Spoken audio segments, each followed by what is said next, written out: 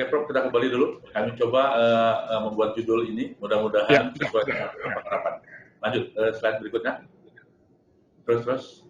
Nah, ini, Prof. Jadi, usulan-usulan topik ini yang nanti bisa dibahas secara berkelanjutan sesuai dengan apa yang diharapkan Prof. Laksono. Nanti ini bisa menjadi suatu masukan bagi kita apabila nanti akan terjadi lagi outbreak penyakit infeksi emerging yang lain. Seperti halnya logistik, ini tidak gampang loh, Prof. Ya, begitu outbreak begini, logistik susah didapat, ya. Kemudian pedoman isolasi dan karantina juga, karena kita masih sangat baru, sehingga ini perlu dibuat suatu pedoman kita ke depan. Lanjut lagi, ya saya kira nggak usah terus lagi. Nah, Prof, mungkin sebagai informasi kepada kawan-kawan semua, jadi RSPI Prof. Sulianti ini adalah rumah sakit kelas A dari Kementerian Kesehatan dan sudah ditetapkan sebagai rumah sakit pusat kajian dan rujukan nasional infeksi. Nah, juga sebagai rumah sakit afiliasi dari FKUI. Lanjut.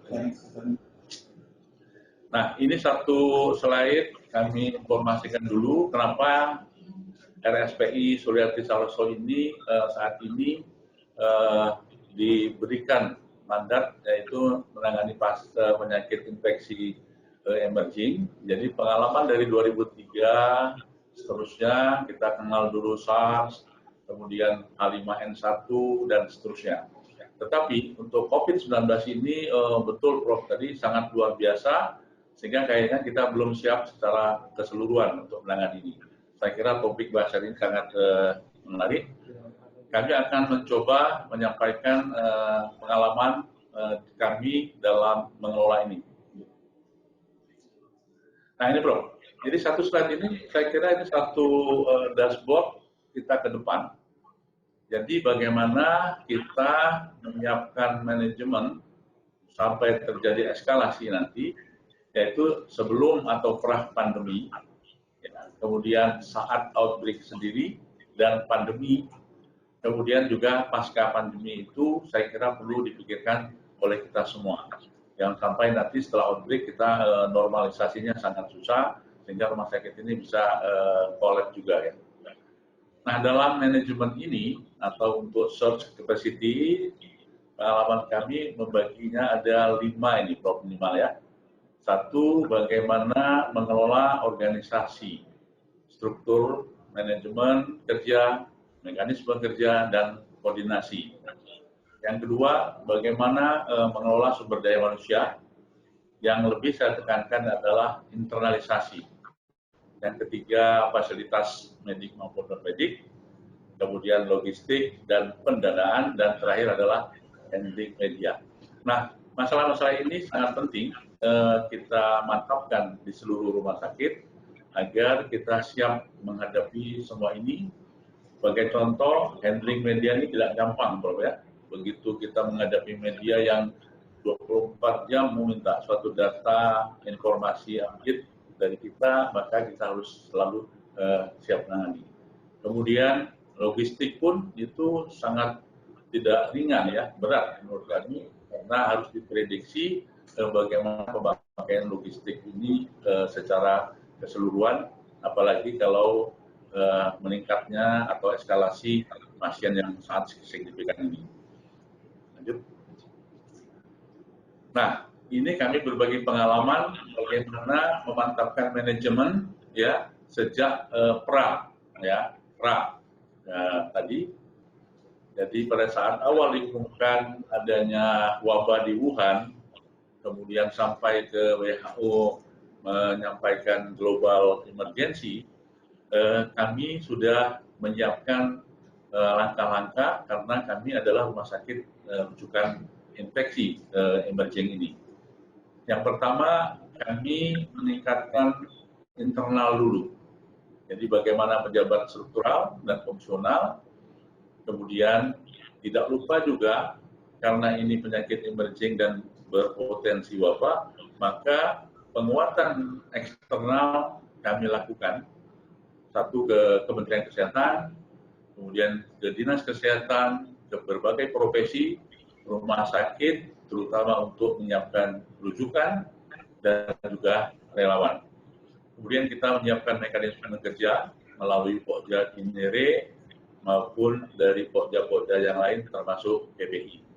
Kemudian menyiapkan SOP dan tidak lupa kami menyiapkan juga bagaimana sistem informasi rumah sakit ini, pendataan, pencatatan, dan pelaporannya real time dan siap digunakan. Terakhir, kami menyiapkan tim bencana apabila masuk ke dalam era outbreak atau KLB. Lanjut. Nah ini pengalaman kami, Prof ya. Jadi kami ada 3 direktur. Saya direktur utama langsung mengetuai atau penanggung jawab dalam tim ini. Masing-masing direktur kami bagi tugas itu sehingga tidak ada direktur yang tidak mempunyai peran di dalam kewaspadaan dan sekaligus strategi persiapan outbreak. Ada 7 Pokja yang kami kami bentuk. Ada Pokja Pencegahan Pengendalian Infeksi (PPI), ada Pokja Kinere. Kinere itu penyakit infeksi new emerging dan re-emerging.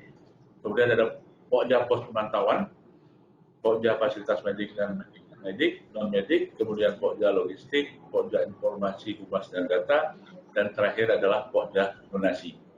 Nah inilah manajemen yang kami siapkan pada saat awal terjadinya sign atau peringatan dari WHO yang kami siapkan sampai nanti apabila terjadi outbreak dan kenyataannya memang terjadi outbreak. Lanjut. Nah ini di SDM, Prof ya. Jadi pengalaman kami, seluruh manajemen rumah sakit juga manusia, Prof. Jadi rasa khawatir, takut, panik juga sama juga lah kepada masyarakat yang lain. Nah kami sepakat para direksi dan pejabat struktural ini untuk menginternalisasikan seluruh SDM agar kita solid dan mempunyai suatu komitmen yang tinggi menghadapi potensi-potensi wabah di awal bulan Januari yang lalu. Jadi seluruh fungsional, profesi kami internalisasikan, siap menghadapi kapanpun apabila terjadi outbreak di RSPI ini. Nah, fasilitas medik ini penting, Bro ya, kami sampaikan. Jadi begitu awal Januari, kami sudah membentuk posko COVID yang saya sebutkan tadi, ketuanya langsung di RUT. Kemudian ada pos pemantauan untuk melayani 24 jam. Kenapa ini kami bentuk? Karena begitu banyaknya masyarakat yang panik, yang berbondong-bondong.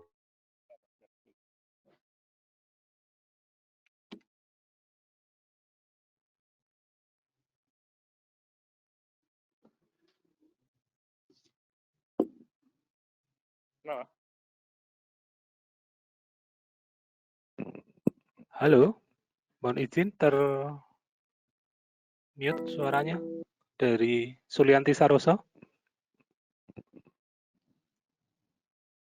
Rumah sakit yang memang hanya khusus menangani kasus COVID, sehingga ruang IGD pun kami setting tidak lagi menerima pasien di luar COVID. Kemudian ruang isolasi ketat dan ICU juga kita siapkan. Kemudian juga perluasan ruang isolasi, nanti akan saya sebutkan atau jelaskan bagaimana step-step perluasan ruang isolasi apabila memang terjadi eskalasi kasus COVID-19 ini. Peralatan medis tentu saja dan juga penunjang medis yang kita imbangi untuk persiapan dalam fasilitas medik maupun non-medik ini. Nah, untuk logistik ini tidak kalah penting, Prof. Kami berbagi pengalaman kepada kawan-kawan di rumah sakit APD. Jadi begitu ada pengumuman pasien yang positif, itu langsung memicu kepanikan masyarakat, semuanya mencari APD minimal adalah masker. Tetapi kami sudah menyiapkan APD ini, terutama APD lengkap yang kami persiapkan sampai kemungkinan terjadinya wabah. Hand sanitizer saya kira obat. Nah, tidak kalah pentingnya konsumsi. Pengalaman kami, begitu 11 ruangan isolasi ini terisi, jangankan penuh, terisi 5 saja, maka logistik untuk pengaturan konsumsi pasien, konsumsi petugas, itu juga harus dimanage dengan baik. Kalau tidak, nanti para petugas kita ini, perawat dan itu, kasihan, mereka tidak terakomodir dalam makan maupun minumnya. Tidak kalah penting IPRS, Bapak ya, karena ini penunjang utama, backup utama bagaimana ruangan-ruangan isolasi, terutama ini dalam keadaan ready for use dalam 24 jam. Jangan bocor, air, macam-macam lah, Bapak ya. Dan satu lagi keseling. Ini juga keseling ini sangat potensi dan strategis. Bahwasanya penanganan kasus COVID ini tidak lepas dari kesehatan lingkungan yang harus kita jaga. Terakhir ambulan. Nah, pengalaman kami handling media, ya. Jadi sebelum terjadi outbreak di kita sudah menangani pasien cukup banyak, ya, baik itu ODP maupun PDP, itu cukup banyak. Wartawan setiap saat minta update data melalui telepon, WA, dan wawancara dan sebagainya. Nah, ini juga butuh suatu manajemen yang bagus bagi kita rumah sakit agar apa yang kita kelola ini dapat terupdate atau terinformasi kepada masyarakat agar mereka juga memahami apa yang harus mereka persiapkan. Satu pengalaman best practice kami, Prof, ya, dan kawan-kawan semua. Ini ada 1, 2, 3, 4, 5, 6 itu yang telah kami lakukan baik pada awal, yaitu di awal Januari, ya, dan sebelumnya bahkan satu promosi kesehatan melalui PKRS ini kita sudah bekerja sama dengan profesi, versi maupun ke dinas-dinas untuk melakukan promosi-promosi kesehatan khususnya di dalam PPI, ya. Kemudian, nah, pos pemantauan ini sangat penting kita lakukan. Saya kira di rumah sakit yang lain pun dalam keadaan ini harusnya disiapkan agar masyarakat itu dapat lebih tenang, kemudian dapat lebih mendapatkan informasi atau konsultasi. Nah, pos pemantauan ini itu tujuannya adalah untuk menerima masyarakat dan kita lakukan screening di situ melalui kuesioner yang kita siapkan. Apakah masyarakat ini termasuk ODP saja atau sudah masuk ke dalam PDP melalui screening di pos pemantauan. Nah, di sini pos pemantauan ini nanti pasien bisa pulang apabila tidak ditemukan apa-apa dan kita berikan edukasi, tetapi ada yang memang mereka perlu dilakukan pemeriksaan khusus, termasuk pemeriksaan swab tenggorokan maupun nasofaring untuk menentukan apakah orang ini terkena coronavirus. Kemudian di ruang perawatan isolasi ketat, Prof, ya, ini pengalaman juga sangat penting karena di ruang isolasi ini kami ada 11 dan ini adalah ruang yang khusus, ya, yang memang diperuntukkan untuk kasus-kasus baik airborne disease maupun yang kasus-kasus seperti ini termasuk COVID. Nah, ruang ini harus selalu dijaga, ya, agar fungsi-fungsi negative pressure mesin itu berfungsi dengan baik. AHU-nya juga harus baik dan macam-macam di situ harus semuanya ready for use. Nah, ini juga tidak gampang karena tidak sepanjang tahun kita menggunakan isolasi ini kalau memang tidak ada pasien. Nah, berikutnya pengalaman kami nanti kalau dilakukan diskusi, kami punya pengalaman di dalam menangani outbreak ini sejak diumumkan oleh Presiden tanggal 2 Maret, di mana 2 kasus itu ada di RSPI ini.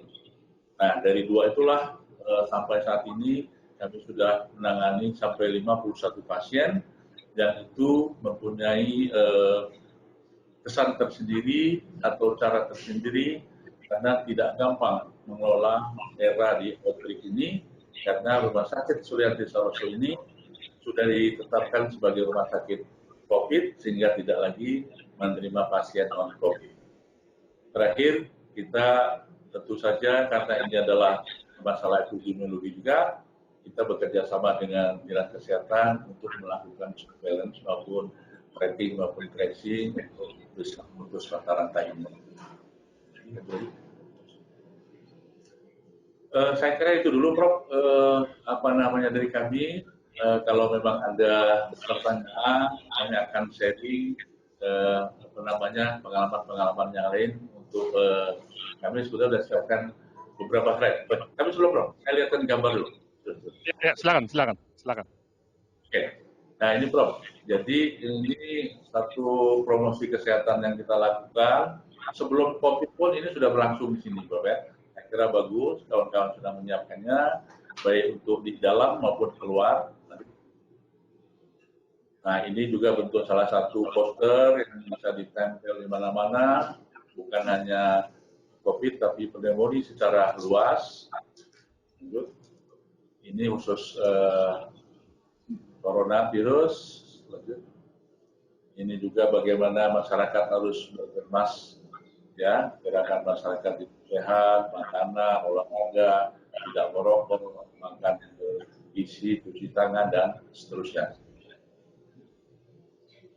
Nah, ini Prof, satu gambar tadi. Jadi informasi saja, sejak dibukanya pemantauan di awal Januari sampai sekarang itu sudah hampir 1.600 Prof yang sudah didaftar dan dilakukan screening di sana, dan cukup mengagetkan kami karena kemarin saja pasien yang datang ini sudah tiap harinya hampir 100 sampai 150. Dan banyak orang datang dengan kepanikan, dengan kecemasan, yang kita harus butuh bagaimana memanage ini. Para tenaga kami, tenaga edukator maupun prokes ini harus mampu menjelaskan, termasuk satpam. Jadi satpam itu kami ajari bagaimana bisa menerima itu. Karena rata-rata mereka ini kan juga kelas menengah ke atas gitu, ya. Ini diperlakukan cepat, diperlakukan spesial dan sebagainya. Lanjut. Nah, ini ruang isolasi yang kami maksud, Prof, itu sering muncul di televisi. Di sini ada 11 ruangan dengan negative pressure machine itu, dan khusus dengan standar WHO dan petugasnya gitu. Nah, ini Prof, kenapa tadi manajemen logistik penting? Satu pasien yang dirawat dengan positif COVID itu, satu hari satu pasien, kita menggunakan 20 set pakaian seperti itu, Prof. Ya, kecuali mungkin helm sama Google dan sepatu yang, tapi yang lain harus single use. Nah, di ruang isolasi ini ada satu ruangan nurse station, ya, ruang monitor, dokter dan pasien bisa memonitor setiap pasien yang satu ruangan itu, dan bisa berkomunikasi pada pasien melalui intercom dan melalui CCTV yang ada. Dan pasien yang di dalam ruang isolasi itu, Prof, ya, itu mereka cukup nyaman karena ruangannya saya kira bagus tuh, Prof, ya. Tapi jangan sampai Prof masuk ke sana, Prof. Bagus sekali. Itu ada CCTV dan mereka bisa bervideo call maupun WA gitu, Prof. Itu kita lihat gambar, dan ada license atau supervisi dari WHO ruangan isolasi ini. Ini bagaimana kontrol alat-alat pendukungnya, baik HEPA filternya. Ini kelihatannya menyeramkan, Prof, ya, tapi sebetulnya di dalam tuh ya kayak hotel juga bagus, Prof, ya. Jadi katanya lebih nyaman di situ kata pasien yang sudah pulang daripada ruang-ruang rumah sakit yang lain, ya. Itu sebelahnya ada perawat kita. Ya, terakhir, Prof. Ini terus. Prof, ini kalau boleh kami sampaikan sesuai dengan judul atau tema webinar hari ini, bagaimana sih capacity kita untuk outbreak ini, ya. Nah, ini yang kita sebut outbreak apabila hasilnya positif, sudah diumumkan oleh Presiden tanggal 2, atau ada satu dan meninggal. Nah, pertanyaannya, apabila terjadi di satu rumah sakit, itu bagaimana perlakuannya dan bagaimana semua stakeholder berperan.